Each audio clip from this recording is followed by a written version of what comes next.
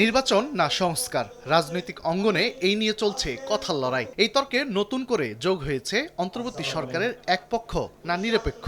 তারা কি আদৌ জনগণের প্রত্যাশা পূরণে কার্যকর পদক্ষেপ নিয়েছেন, সেই প্রশ্ন এখনো রাজনৈতিক মহলে। সে আলোচনায় বিএনপি মহাসচিব মির্জা ফখরুল ইসলাম আলমগীর দাবি করেন, কিছু ক্ষেত্রে নিরপেক্ষ থাকছে না অন্তর্বর্তী সরকার, তাই নির্বাচনকালীন নিরপেক্ষ সরকারের প্রয়োজন হতে পারে। ৬৯-এর গণ অভ্যুত্থানের নায়ক শহীদ আসাদের ৫৬তম মৃত্যুবার্ষিকী উপলক্ষে জাতীয় প্রেস ক্লাবে আয়োজিত আলোচনা সভায় একথা বলেন বিএনপি মহাসচিব।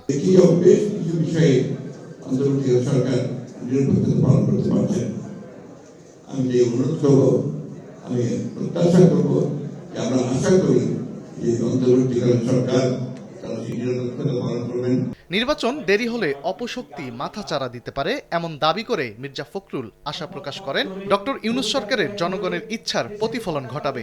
এই ন্যূনতম যে সংস্কার হচ্ছে নির্বাচনকে, সেই সংস্কারের উপরেই আমাদের নির্বাচনের পথে যাওয়া উচিত এবং নির্বাচনের মধ্য দিয়ে সরকার বেরিয়ে আসবে, তাদের দায়িত্ব হবে এখানে পুরোপুরিভাবে সেই সংস্কার কমিটমেন্ট আমাদের আছে, কমিটমেন্ট, সেই কমিটমেন্টকে বাস্তবায়িত করা, জনগণের প্রত্যাশাকে পূরণ করা।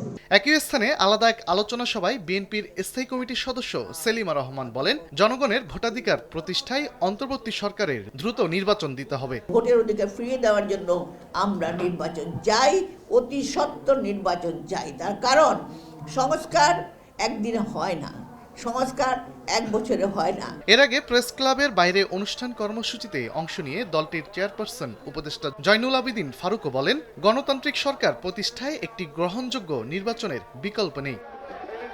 তানভীর হাসান মেঘ, সময় সংবাদ, ঢাকা।